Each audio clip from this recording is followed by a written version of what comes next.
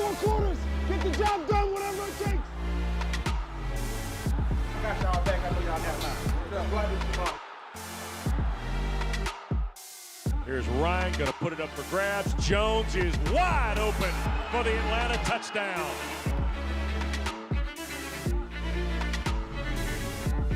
Here's Carr, and he's sacked. Ball is loose, and Atlanta has recovered it. Tuioti Mariner has fallen on another one. Don't worry about it. Stutter steps, plenty of time. Jarrett wraps him up, and he's going to be sacked back at the 20-yard line. From the pocket, he'll run and throw into the end zone where it's caught for the touchdown by Calvin Ridley. Calvin Ridley caught it on a throws to Ridley for the score for the end zone. Wide open touchdown, Calvin Ridley. He is a scoring machine. A.J. Terrell's first career pick.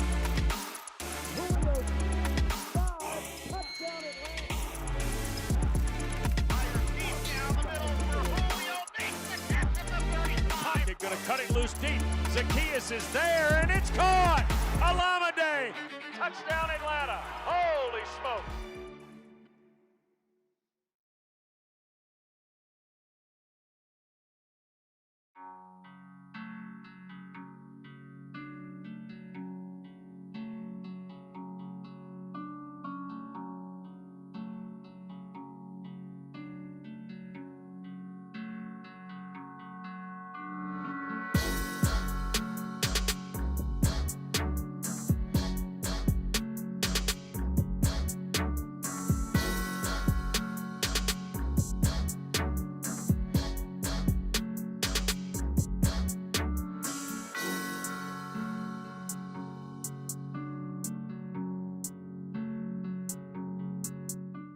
With the best membership experience in sports, there is no better time to join the Falcons family than right now. This season, we are excited to offer you brand new benefits, include free exclusive merchandise, ability to exchange tickets for games you can't attend, and free road game ticket access. Plus, as a Falcons member, you will continue to receive pre-sale access to Atlanta's biggest events at Mercedes-Benz Stadium and first-class member-only experiences. Contact us today.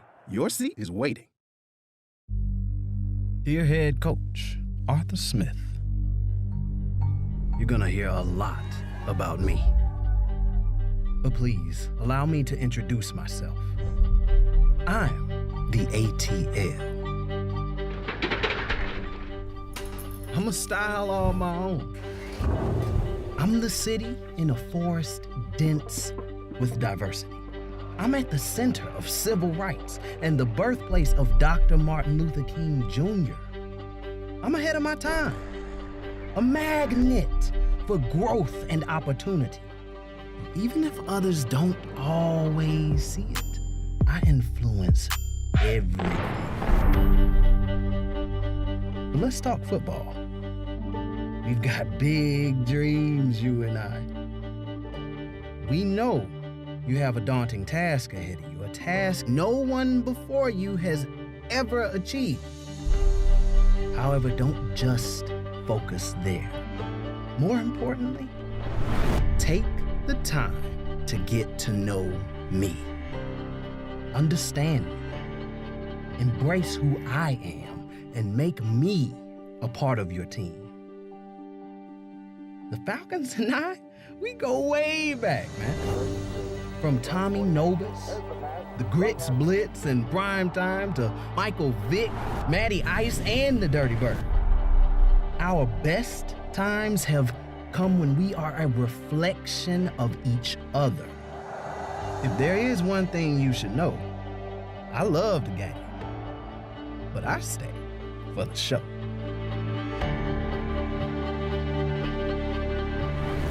I will support you. I will make you a force. And together, together, we will accomplish our dream. So, welcome home, Coach. Sincerely, Atlanta.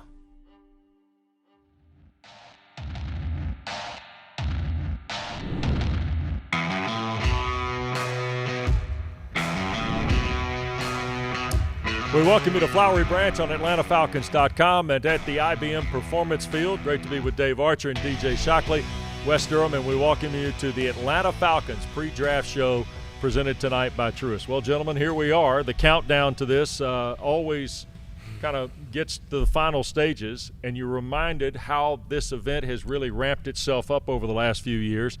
There's always a good and a bad piece to it, I think, when you pick.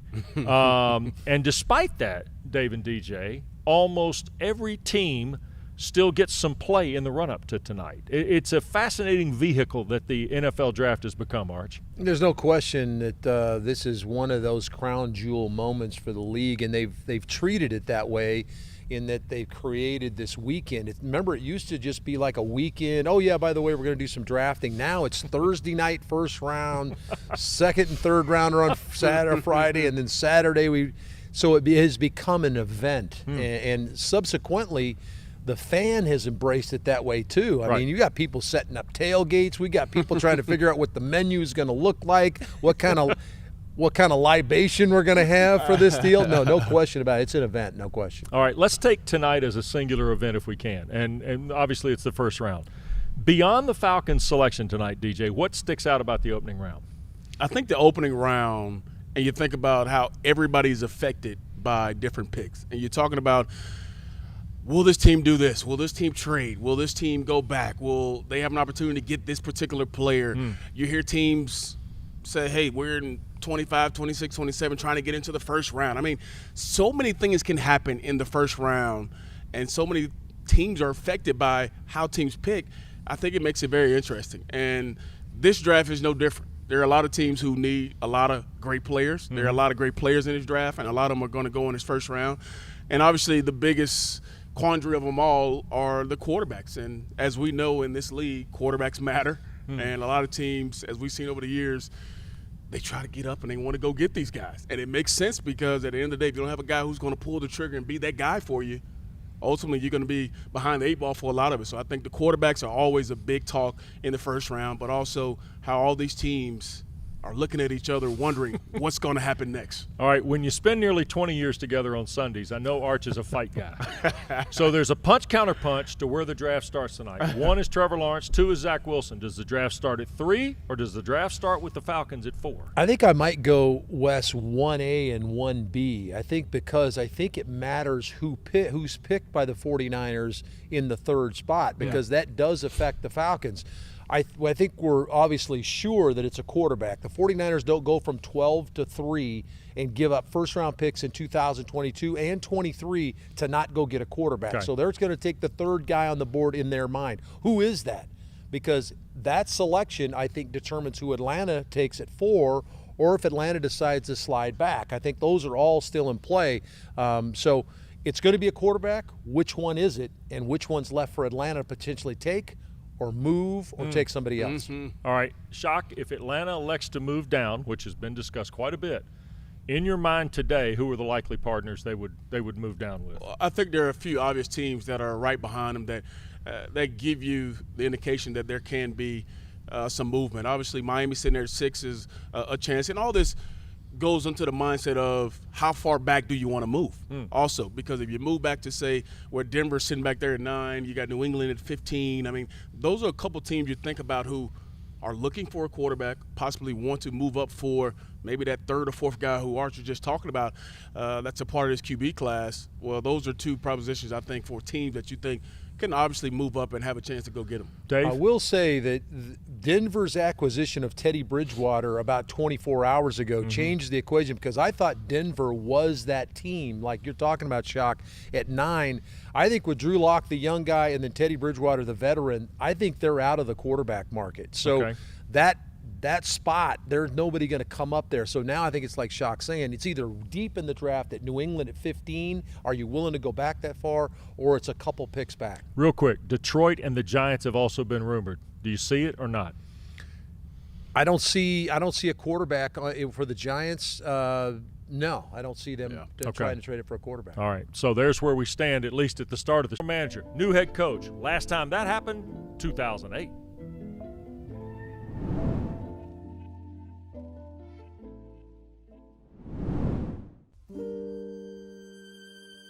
we want to win in 2021. I believe you can win in this league and win very quickly, and I believe with the roster we can do that. With respect to expectations and a go forward, we expect to be a really good team right away. I go back and I look at 2007 and 2008, right? And you look at those years and you say, okay, Michael Vick was the quarterback, Bobby Petrino was the coach. Michael got indicted and left. Bobby left. We had an interim coach.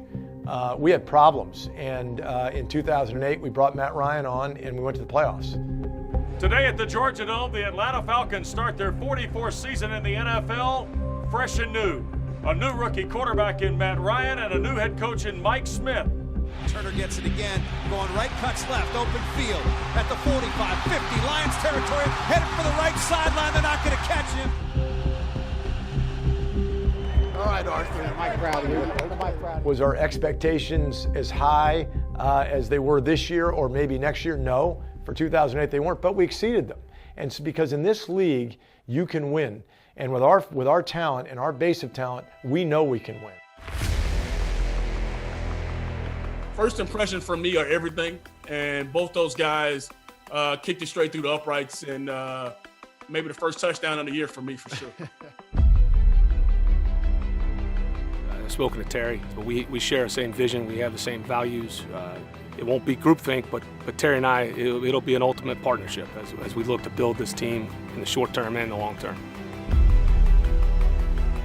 I would say that the first steps are obviously me and Arthur communicating a lot, again, on our vision, making sure we're aligned, and really discussing the roster here and how we're going to move forward. It's self-analysis, and then we can have our plan moving forward. How do they win? How do they win big? How do they consistently win? How do you maintain that and sustain it? For Falcon fans, we've been saying this. It's a time of hope, which gives us a little bit more of a better feeling as we move forward. You want to be the most professional, unselfish, well-conditioned, toughest physical football team in the league. And in order to do that, you're going to have to find tough players and unselfish players. And I think that we're going to play to the strengths of the team, and we're going to be flexible. But we're going to do it in all three phases. And we're going to have guys that are great teammates and understand how to adapt. The accountability that they talked about, being accountable for their actions, making their players accountable, their best players accountable. Holding players accountable. It's something within a locker room environment that's not talked about. What I do know is he is about ball, and I like that. We're going to be the smartest, most detailed, hardest working staff, because that's what we want in players. We want our team to be smart, tough, competitive. We're going to make sure we're detailed in the process, and we're doing everything we can and turning over every stone to make this team as competitive as we can. That's what we're going to do, and we're going to do it the right way. We're going to do it the right way. We're going to build for long-term success. We're going to do everything we can do to really build this team the right way.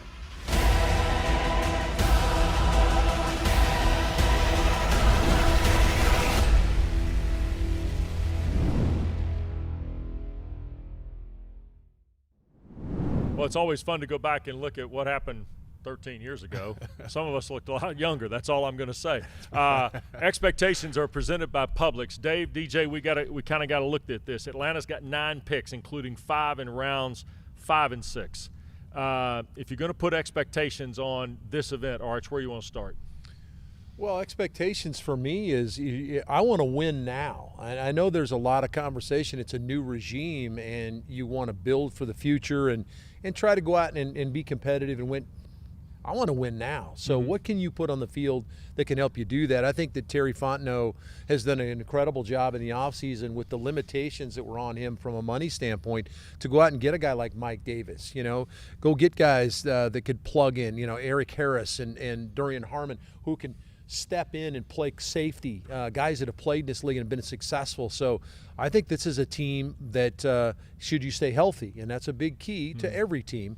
But you could plug and play some guys here in this draft, and all of a sudden, hey, you're starting to sniff the playoffs and be a part of things. DJ, I mentioned 3 of the first 68 picks belong to Atlanta as we go now. You want 3 starters? You want 3 major contributors as part of the expectations this fall?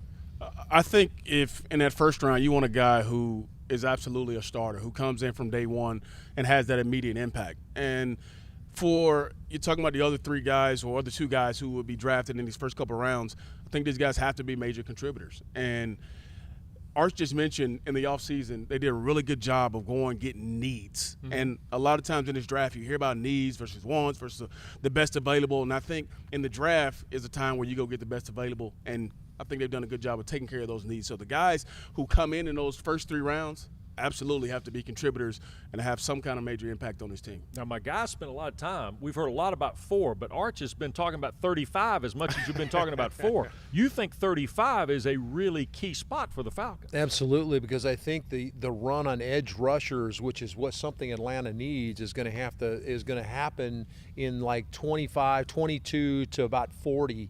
You're going to see 5 or 6 guys available, and I think that it's a group I'm going to talk about, but it's certainly a group that I think is going to fall in that 35 category where you can get a pretty good player and or an offensive lineman and or maybe one of these top running backs that slides back in the draft as well. I know we're getting ready to hear your visit with head coach Arthur Smith. I think one of the things that's also come to light in all this is the chemistry which those 2 guys have worked in this process, Shock. Yeah, and I think that's most important. As you've heard speculation, you're not even speculation, you've heard these guys meet with each other and they've actually sat down and watched film together. I mean, Terry sat down with Arthur and said, hey, here's some of the things that I want to see. And Arthur said, hey, this is the style in which we're going to play with on both sides. And that relationship, as we know, is the most important one in the building, and those guys being on the same page. And I think it goes all the way back to this first process of trying to figure out who was going to be our GM, who was going to be our head coach.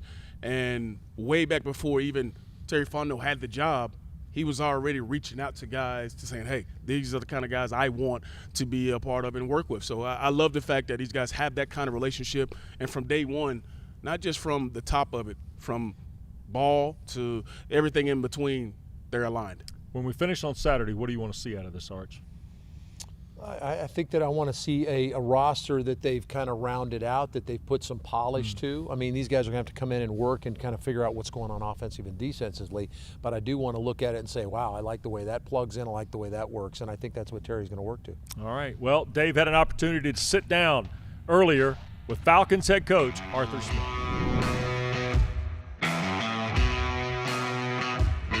Arthur, draft day. I know you've been in a draft room before, but now you're one of the guys in charge of what's going on in the draft room. Feelings about that as you get ready for tonight? No, it's exciting. Really excited about tonight. It's our first draft, Terry and I together. I'm really excited. Really excited about bringing in a really good player and somebody that embodies the culture we're trying to bring in here. You were a part of it in Tennessee with the limited ability to be able to evaluate players last year. How much did going through that, now that you're a head football coach, really prepare you to have a game plan as to get your ducks in a row to get these guys evaluated for tonight? Yeah, I think last year was certainly a unique challenge. It was the first time a lot of people are transitioning to the virtual world. A lot of lessons learned, how we wanted to handle the Zoom meetings and interacted with that. And it's been very creative and a pretty fun, collaborative process. As you watch these guys come out, Arthur, I'm stunned. And I know it's kind of that survival of the fittest scenario where guys get bigger, faster, stronger each and every year. What continues to or has amazed you about the players that are coming? I mean, you're hearing about defensive ends running 4.38. You got linebackers that are jumping 45 inches. What amazes you about the athlete today that maybe we didn't see 5-10 years ago? Well, you certainly you hit on it that, some of these guys, you get these guys that are 250 pounds and they run like 195-pound guys. That's certainly impressive. I mean, throughout all of professional sports, the natural, evolutions of the athletes. But, I think you're really dealing with, and it's a product of this generation's coming through, is the amount of information and how prepared these guys are with the interview process. That part's, I feel like you're dealing with, in some ways, a lot more mature and people who have read and seen a lot more than maybe you would have if you were, 10, 15 years ago. You made a point of saying that groupthink is not the way you wanted to operate when it became, regardless of what you're going to do here, whether it was evaluating personnel, what you're going to do within the organization from a culture standpoint, you wanted people contributing. You feel like you've been able to do that in your first 100 days here on the job? Yeah, I do. We're certainly, everything we do, we try to reevaluate afterwards. How can you do it better? I think you're always kind of looking for ways to tweak, but With this process, absolutely. What you don't want is just the momentum in the room to everybody just say, yeah, I agree. And somebody may feel strongly. You know, may watch a different game or they have a different piece of information. We want it all out in the open. It's easy to get caught up in the momentum and you see the hype around certain players, but the truth is, trust your gut. Who is the best player for the Atlanta Falcons? Not on somebody else's mock draft. Can that player come in here and can he be successful and help us win? That's ultimately what we're looking for. All right, draft tonight.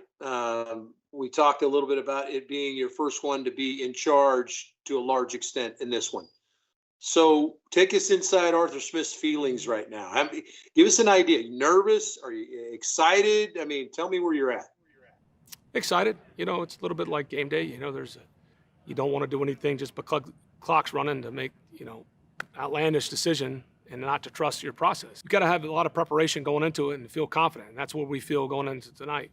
You've had a very successful, from what I can tell, very successful 3.5 months on the job. Good luck tonight, Coach. I know you got some grand aspirations of taking this team to back where they want to be, and that's on top. Appreciate your time. Thank you very much. Thank you, Dave. I appreciate your time.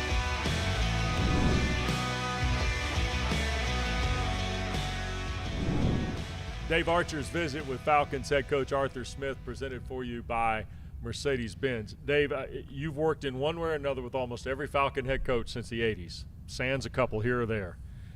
What stands out about Arthur Smith? He's a football guy. I mean, he's interested in having his guys come off the ball and shorten necks on the other side if you're an offensive line. He wants his defense flying to the football. Head football coaches have to have a bit of a persona where they have to do the media stuff. This guy does a good job with it. He's interested in coaching football and winning football games, and it comes across right away. This is a pure football coach. DJ, what about the association? You mentioned this a moment ago that he and Terry Fontenot have. The first 90 days or so, it's been pretty impressive. Yeah, and that's what makes it fun for, I think, fans to be excited about, because these guys from day one have been aligned on a lot of different things. And they're aligned on the players they like. They're aligned on the style in which they want to play. You heard Arch just talk about, hey, Arthur Smith wants to, stiffen some nets out here. That's what people want to see. They want to see the physicality up front.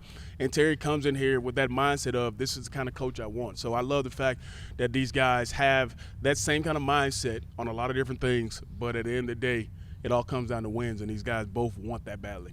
Talk about this coaching staff here for a moment. They look to have been carefully assembled. It's almost like, and I guess every coach has that short list, let's be honest, right? There's certain guys he wants to get. But Dave Ragone at offensive coordinator, Charles London coaches the quarterbacks. But Dean Pease coming out of retirement, Arch, that seems to be a home run. Yeah, it's a really good job by Arthur Smith to lure him back out of retirement for a second time. Remember, he was lured kind of out of retirement to join Mike Vrabel in Tennessee, and so he's lured out again to do it again here with Arthur Smith. And when you look at the numbers attached to Dean Pease, the numbers that jumped off the table, he's been a defensive coordinator in this league in 3 different places for 12 years, okay? He was in New England, he was in Baltimore, he was in Tennessee. If you look at those defenses, this game is about putting points on the board. His teams held teams to less than 20 points in 9 of the 12 seasons as him as a defensive coordinator. And then you go back and look at the sacks, which I know is music to the ears of the Falcon fans.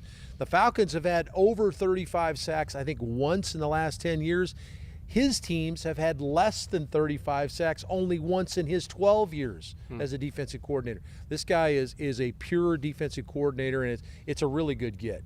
Yeah, there's no doubt about that. Shock, I think he brings a lot to this franchise from an experience standpoint, but a productivity standpoint. Yeah, and I think the number one thing that comes to mind is versatility. And we talk about that on the offense side, but defensively, for something to look totally different from a quarterback standpoint of what you see at the beginning of snap to the end of the snap, that's tremendous. So he's going to change what people see and how they view defenses here in Atlanta. We got plenty more to go on the Atlanta Falcons pre-draft show presented to you by Truist.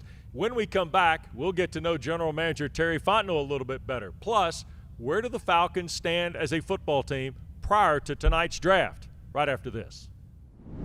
With the 16th pick in the 2020 NFL Draft, the Atlanta Falcons select A.J. Terrell.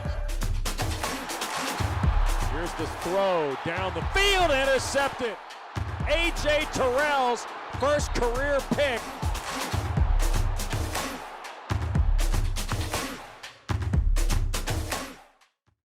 With the best membership experience in sports, there is no better time to join the Falcons family than right now. This season, we are excited to offer you brand new benefits, include free exclusive merchandise, ability to exchange tickets for games you can't attend, and free road game ticket access. Plus, as a Falcons member, you will continue to receive pre-sale access to Atlanta's biggest events at Mercedes-Benz Stadium and first-class member-only experiences. Contact us today. Your seat is waiting.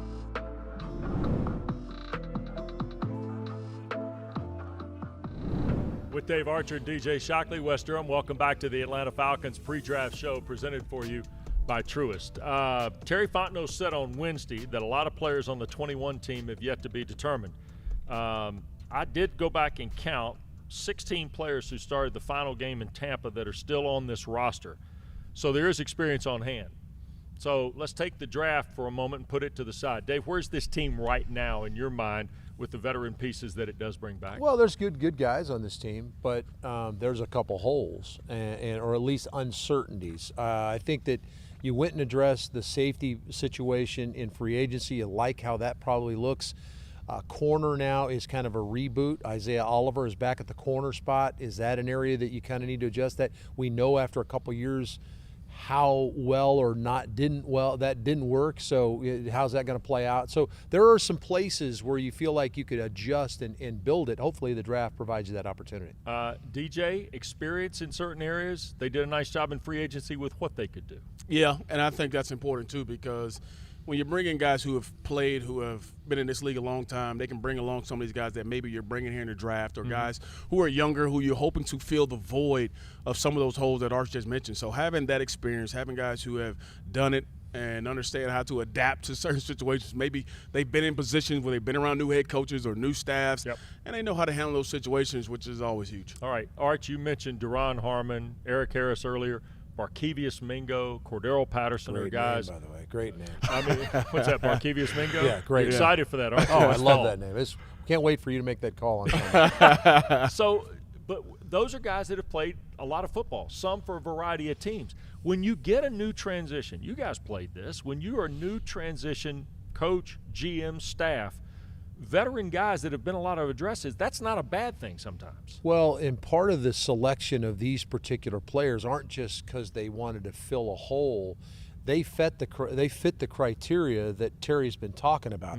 We need guys that are coming in with a we concept, an us concept, not how can I get mine? Or, hey, I got another paycheck coming my way. Cordero Patterson is looking for an opportunity to contribute. He's a veteran player. Mike Davis, a similar guy. That's it. He got a little bit of chip on his shoulder, but he wants to come in and contribute, right? And so you've got a number of guys. You mentioned Eric Harris. You mentioned Harmon, the safety, the two safeties. I think they all fit that category. I don't think Terry Fontenot signs these guys if that's not the background of what they're going to bring to the table. Okay, DJ, here's the other thing, too. The cap's become a major talking point in the offseason for the Falcons. Right. I think it reveals a lot about Terry Fontenot and what he wants his administration to be about when he says, hey, look, we are where we are, and a lot of hard football decisions may have to be made here. He didn't have to come out and be as non-filtered, but I respect him for coming out and saying, hey, look, this is not going to be as easy as everybody thinks it is. And I think it's really cool to see, because we have a franchise, we have an organization, we have fans that understand that kind of stuff. They understand the cap. They've heard it for a long time, and it's kind of been put out there. And for your GM to come in here, not to kind of sugarcoat it or to say, hey, this is what we're going to try to do, and those tough decisions have to be made. And that's part of why Arthur Blank wanted a guy like Terry Fontenot to come in here, to be able to have those kind of mindsets to say, hey, if we have to make these decisions, we'll make them, but we'll move forward in the process. And one thing I love about him is that I'm going to come in here, I'm going to listen. I'm going to adapt to the situation here. We're going to make the most of it. And that's all you can ask. And you love the honesty from day one from Terry Fontenot. Yeah, I mean, I think that Terry Fontenot has been a home run to this point. He's just over 100 days on the job. And I'd challenge anybody, the situation he came into, to be as well as he's done from a personnel standpoint, and to generate excitement about the product again. I think Terry's done all of that. Go ahead. Add one thing to it is we talked about the guys that they brought in, and if you had a chance to listen to a guy like Mingo or a guy like Mike Davis, they wanted to be here. And he went out and found guys that want to put this emblem on their helmet. They want to show that they can get it going here. It's interesting because I think he's covered all the bases here. And Arch, we always talk about if you're transparent and honest on the front end about how you're going to build the football team. He's done a great job of doing that, and to a degree, he and Arthur in lockstep have been really impressive again. Well, they've done all that, and so now we got to take the next step. And so the next step is they've addressed as best they can in free agency how they can kind of bolster the roster. Now comes, Christmas Day, so to speak. How I like to talk about what it's going to come under the tree. We're going to maybe a 4th-round pick. Is it going to slide back? But now all the information, all the stuff they've garnered and put together, now it comes to fruition, and we'll see what they can produce for us. All right, before we drop in on the visit that Dave Archer had with GM Terry Fontenot, let's find out a little bit more about this former Tulane player from Lake Charles, Louisiana, that has a fascinating journey from intern to now general manager. We're very fortunate Terry was one of the leading candidates. We think he's really one of the bright, young, minds in the NFL today. But philosophically, their culture and core values are really the same. And I think these two gentlemen really shared all that together. And they did it behind the scenes before we even were discussing it with them. Terry was the first one they interviewed. And Terry Fontenot talked about, hey, I went out and I interviewed these guys myself before even Arthur and them said anything to me about it. That tells me he has the initiative to go out and see what he likes about these coaches. So I thought that was impressive as well. It's kind of been a whirlwind and a little overwhelming in a good way. And now I'm getting excited because I just saw my office. So I know where my office is now, and that's what I'm excited about too. I want to be able to come in the building and really get to work. 18 years ago, Mickey Loomis pulled in a 22-year-old kid. Got pretty choked up today. So you could see how important Mickey Loomis was in developing him, taking a chance on him as a marketing intern way back when he was at Tulane in college, and growing him up through the ranks, teaching him basically everything that he knows. My goal isn't to be a general manager. That's not my goal. I'm not just trying to be a general manager anywhere I can be a general manager. My goal is to be a part of an organization that I feel good about, and then I know we can win championships. So that got me excited about this job. And every step of the way, I really felt really good about it and really good about the opportunity. It's football and family. That's what I do. That's it. My faith and my principles, it has to be interlaced in everything I do. And so you want to do things the right way on a daily basis within your job. Whatever you're doing, whatever God has called you to do it with passion, do it with intensity, focus on the details. How you do anything is how you do everything. How you do anything is how you do everything. That stuck in my head. I said, wow, that's powerful. If you watched that press conference, you saw him bring his kids on there. You saw he talked about how excited they were. He talked about now there's going to be a bunch of Louisiana Falcons fans now. That kind of stuff tells you what kind of person a guy is. They bled black and gold since they were born, but now they bleed black and red, and they're ready to come and support Dad and be a part of the city. Caden, who's your favorite player? Julio Jones.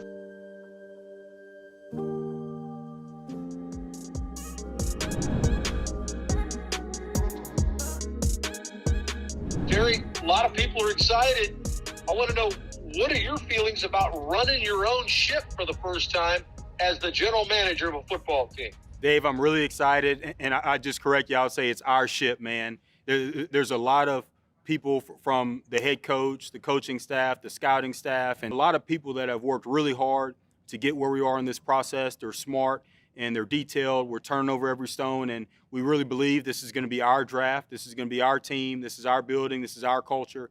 And so we're really excited about this. You're in that very coveted number 4 spot. Now that's coveted for this year. I know you don't really want to be back there anytime soon, but the number 4 pick is one that's generated a lot of enthusiasm, a lot of interest, both in your fan base, but also from other teams. I got to know, are the phones ringing off the hook? People trying to come up and get that number 4 selection? People are calling a lot, and the funny thing is I feel like a lot of them are calling to try to find out what we're doing and trying to gather information, whether it's other GMs, other coaches, other scouts, or my family members. Everyone wants to know what we're doing at that pick, and I tell them the same thing, and it's just the honest truth. there's a lot of good players that are going to be at that spot, and we have to do what's best for our team and make sure we get a player that's going to come here and help us add to this culture and add on the field and really give us a player that we're going to love for years to come. Terry, a lot of conversation about the quarterback class, and rightly so. It's a very talented group. Not asking you if you're taking a quarterback at 4 because you won't tell us, which is what I want. I don't want you to tell us. I want us to stay in suspense here. But what do you think about the quarterback class as a group? Not necessarily maybe the 5 guys that they've been talking about in the first round. There's some really good players in the second, third round as well, potentially. What do you think about the draft class of 2021? I agree with that. Not just in the first round, but throughout the draft, there's talent at that position, and that's how we look at it. There's talent at that position, and it's our job to find it and really evaluate it and really dig into it. But there's some good players, and they're not only good players with the right skill sets and physical talent, but there's some good young men there too, and we measure that, and that's really the most important thing we measure. Who are they going to be as human beings when they step in this building? Who are they going to be on and off the field? So we have to work hard, which I know we'll do, and which we have done, to evaluate that position top to bottom.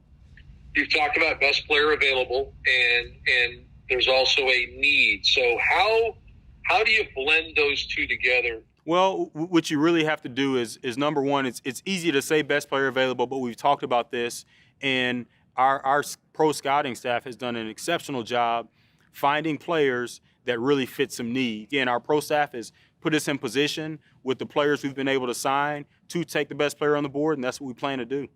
How much are you guys influenced potentially by what the 49ers do at 3? That's a great question because we don't really know. We can anticipate what we think they're going to do, but we don't know that. So what we have to do to be prepared, we have to know the players that we want at that spot, but we also have to take the phone calls and understand what it would take to trade back, and so we can weigh the player we're going to get compared to what we could get compensation-wise and see what makes the most sense for the team. But I feel good about the players that are going to be at that pick, and again, feel good about the conversations we've had with other teams, so we'll be prepared for any and every scenario. I've talked to fans wherever I go, Terry, whether it's the grocery store or the post office. There's a tremendous amount of excitement and anticipation building. This is going to be one of those nights that everybody will remember. I want to know, I know how the fans feeling. How's Terry Fontenot feeling? Are you nervous? Are you excited? What's going on in your mind and in your stomach right now? I was told about a month ago that pressure is a privilege, and I really believe that. You look at our players, and whether it's 2-minute situations or at the end of the game in the fourth quarter or third down or in the red zone, it's the coach that wants to be making the calls in those moments, the player that wants the ball in his hands in those moments. Those are the players you want because they want that pressure. It really is a privilege. And the reason I don't feel any nervousness or any pressure is because it's our process. We have a lot of smart, hardworking people that are putting in a lot right now to make sure this process is right. They've done a lot through this process, and we've put the pressure on the preparation, and we're very prepared, and we're very excited going to this. And I want everyone, the fans, everyone in the organization to know that we're prepared for this and we're excited for this moment.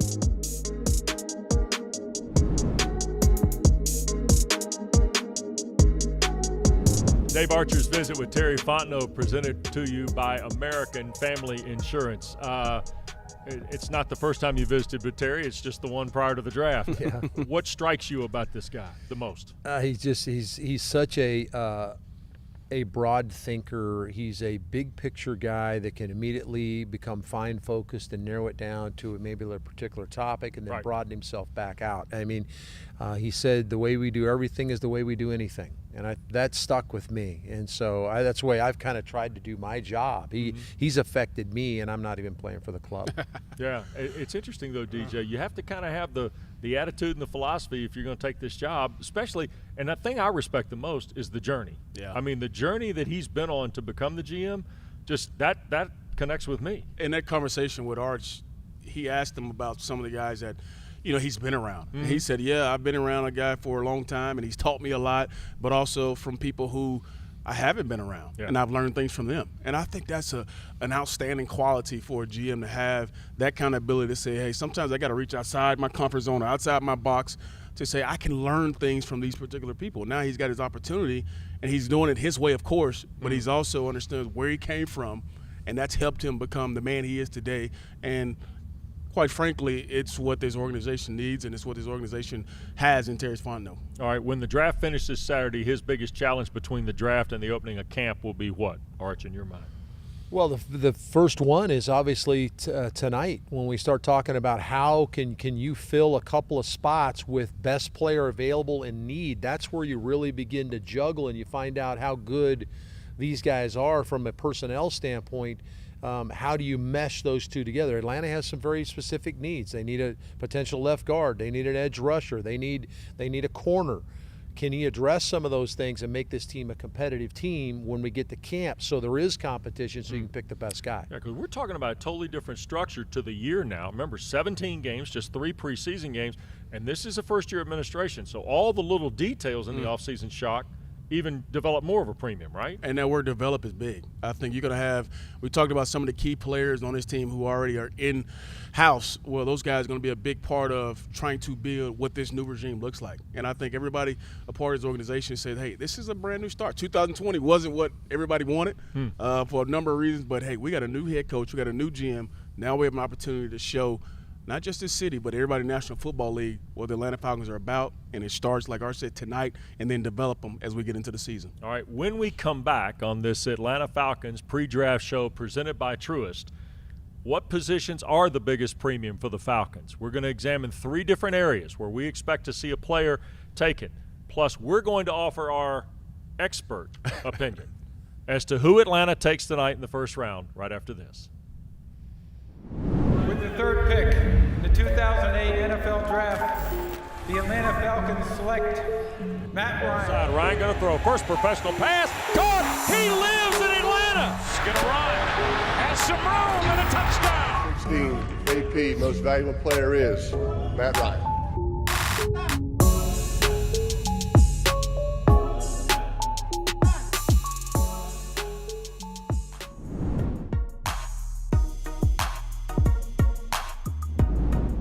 Welcome back to the Atlanta Falcons pre-draft show presented by Truist. Great to be with DJ Shockley and Dave Archer. Time for position needs presented by Emory. Now, here's the story. We said going to break, Dave, DJ, and I, we've all talked about where Atlanta will need to get a player before Saturday's done, right? And the draft is complete with the 9 picks that we have, at least here at the start. So we each took a position group and decided to break it down to an area we think Atlanta will pick a player. We'll let Arch go first because he's got defensive ends. Lead us, baby. Okay, well, edge rushers I certainly think is an area that Atlanta's going to have to look to address at some point in the draft. I think this is a pretty deep class, and I'm starting talking about people coming off the board somewhere in the 20 range and then ranging through into the second day. There's some guys that really stick out. Now, I'm going to mention one in particular, but here's a couple of guys to keep an eye on. Kwity Paye, the outstanding edge rusher for Michigan, 6'4", 272, 36 reps in the bench. Kwity Paye is a guy that's probably coming off the board the first round. Jalen Phillips out of Miami, 6'5", 262, ran a 4.57 at 262 pounds. He's all over the field. I love the guy. He's a guy to watch for. Also, Carlos Boogie Basham. He certainly plays like the boogeyman from Wake Forest. 6'5", 285. Pay attention where Carlos could be. Maybe early second round, he might be a name that comes off the board for the Atlanta Falcons. The guy I want to spend time on is the former dog, or he's not a former dog yet. He's about to be a former dog. Azeez Ojulari. Did I say that right? Did I say that right? You crushed it. Okay, there you go. I want to check with our resident dog right here. 6'3", 240-pounder. Now, the interesting thing about Ojulari is he played in kind of that amoeba 3-4 defense that Kirby Smart plays. He's an edge guy. Don't see him drop an awful lot, but he has the capabilities athletically to drop off and get in coverage. Ran 4.62 at 262 pounds. But the thing about this guy is he jumps off the map at you, or certainly off the tape, is his get off. He's extremely quick off of the ball, and he's got tremendous hand placement. Been taught extremely well. His hands are on the offensive tackle, and his ability to swat, slap, do whatever he needs to do to get himself up the field. And he does have multiple pass rush moves. He's not just a speed guy off the edge. This is a guy, now, from a power standpoint, Shock, I get a little worried about his ability to play the edge in the run game. Right. So I think maybe that's the only thing that you kind of draw back on. I think he's a pure pass rush guy. I don't know how good he's against the run, but when you think about, okay, Georgia, They play pretty good defense. Right. So, Not and bad how at about all. how about a local guy? How about bringing a local guy in to play the edge Sell a couple in DP's new defense? Dogs always sell tickets, Arch. There you go. You know it. And we've been told. All right, here's a quick look. I chose running backs because I do think Atlanta only has really 2 true running backs right now on the roster, Mike Davis and Quadri Allison. They do have Tony Brooks-James, who helps in the return game and can carry the ball as well, but certainly believe they're going to take a running back before the weekend is over.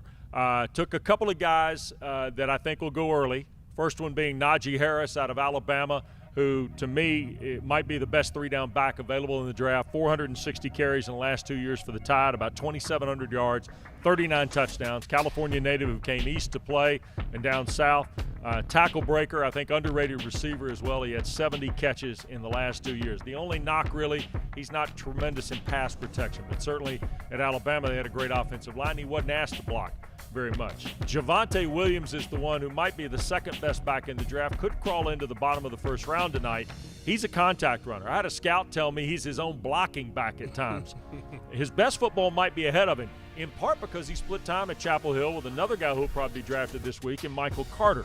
But he also helped close a lot of games the last 2 years for Mac Brown. Could be a step slower than others in the category, but his physical style could make up for it. Now here are some Saturday guys. Chuba Hubbard of Oklahoma State. Just 7 games last year, 20 games the last 2 seasons. In 19, he ran for 2,000 yards. Reportedly ran a 4.5 at his pro day. He's a home run hitter. He's a cutback guy. The biggest concerns are ball protection. He had 11 career fumbles, and he needs to be a better receiver. But Chuba Hubbard can do it now. He's going to make somebody's roster. The last one is my dark horse in this category, Elijah Mitchell from Louisiana. Played for Billy Napier and the Raging Cajuns, led the Sun Belt in rushing. He presses blocking into the second level about as well as any back in the draft. He protects the ball. Only 4 fumbles, 576 career carries for Elijah Mitchell. The knock on him is he only has 1 speed, full speed. They got to calm him down. They're worried about him making guys miss because he runs so hard.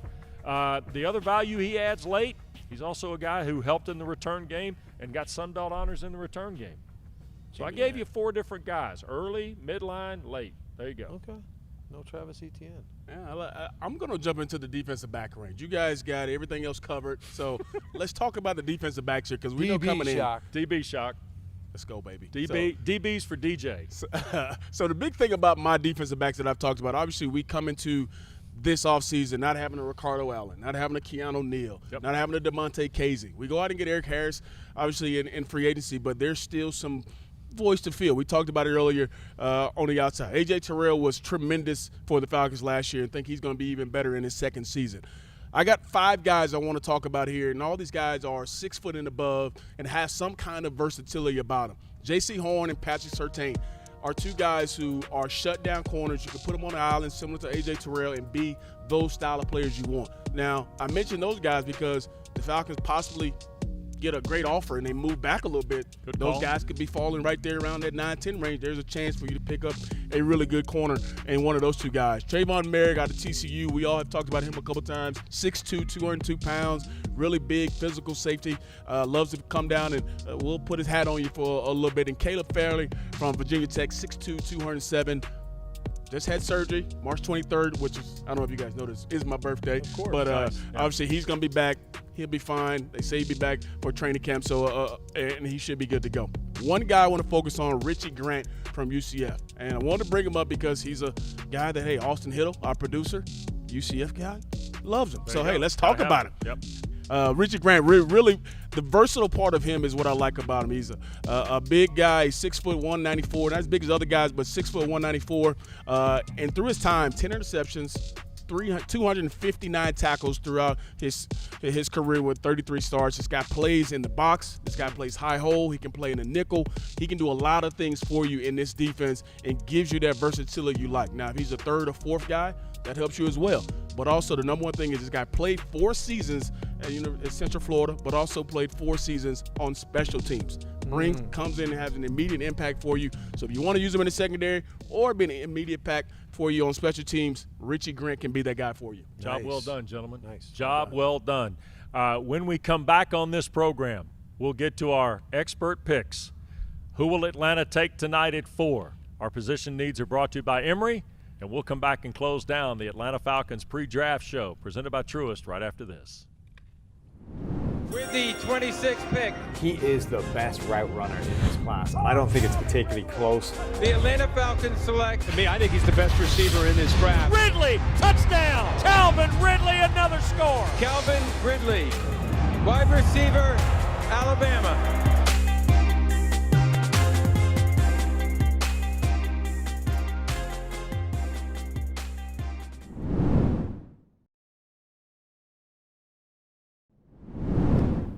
All right, welcome back. The IBM Performance Field has been a great host in this. It's fun being inside the building here where we're going to close it. Exactly. It is good to be back. But DJ and Dave, we're getting ready for the picks, expert picks, presented by the Georgia Lottery. All right, so here's the way I envision this going. Trevor Lawrence is a Jaguar. Cartersville High School, Clemson, all the way down to Jacksonville at number 1. You sure about that? I think Trevor Lawrence is going to Jacksonville. You betting your house on that? No, but Zach Wilson, I think, goes to the New York Jets. I think Trey Lance goes to the 49ers, not Mac Jones, but the proverbial conventional thinking is Mac Jones. Then what happens at 4 tonight for the Atlanta Falcons? DJ? I'm going with Kyle Pitts. I think Kyle Pitts out the gate gives you that immediate impact. And for me, I look at this entire draft. You say you have an opportunity to get arguably the second best player in the entire draft can come here and from day one be a guy that you can depend on and have a very long career. And you match him with a guy who's been around for going into his 14th season, how many things he can teach him. He's been around a guy like Tony Gonzalez. You can say, hey, here's some of the things that we did, and here's how we were successful. And then you bring the athleticism part of it, and then you bring the mental part all together. Kyle Pitts is unfreaking guardable. So you put him on the outside, you put him in the slot, and Arthur Smith has known for years how to use a tight end. Loves 12, loves 13. I think Kyle Pitts is the guy for the Atlanta Falcons at number 4. Well, I'm saying something coming from a Georgia Bulldog to watch him run through you guys, right? Hey, so that comes from it. experience. There's no question about that. You know, it's good. I think, guys, it's going to be very difficult for Atlanta to pass on Justin Fields if he's sitting there at 4. And that's not what I'm going to say. I'm not going to call I just want to throw out the old local kid from Harrison High School, Kennesaw.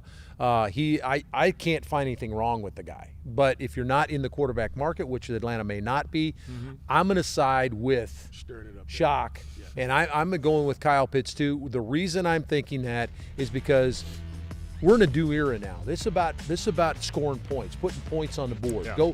Go put points on the board. No doubt. Calvin Ridley, Julio Jones, Kyle Pitts. I like the way that sounds. Can we come back and throw the rock to those I like guys? the way that tastes. Shock, you and I have a chance, baby. With it. Yeah. Wait a second. I'm going Kyle Pitts. Kyle Pitts? Yeah. I too am going Kyle Pitts, and it's a combination of what both of you have said. One, I think he is the best player available, which is what Terry Fontenot has talked about. I think he's the impact player.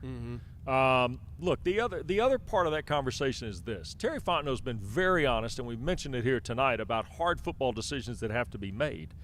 Kyle Pitts provides you somebody that if you have to make a hard football decision here, he can give you some impact. He can give you impact as a rookie. I think he's an impossible matchup. Yeah. That's the other thing. Yeah. And I do believe in that synergy of Ryan and Gonzalez and now how history kind of repeats itself, Arch, in a funny way. Yeah, that'd be fun to see. I mean, the dude is a matchup problem, just like Shock said. He can line up anywhere on the field. Yeah.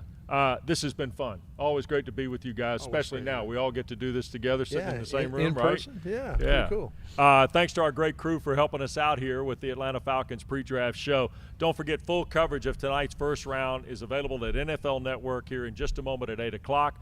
Dave and I will be with Mike Conti on 92.9 The Game as well to have full first-round coverage for you. And then don't forget Falcons draft coverage available here at AtlantaFalcons.com as well. All weekend long, analysis from Arch and Shock, Steve Weish, Kelsey Conway. We'll provide that for you all the way through the final picks on Saturday. Thanks to everybody on our great crew for helping us get this done. Enjoy the draft.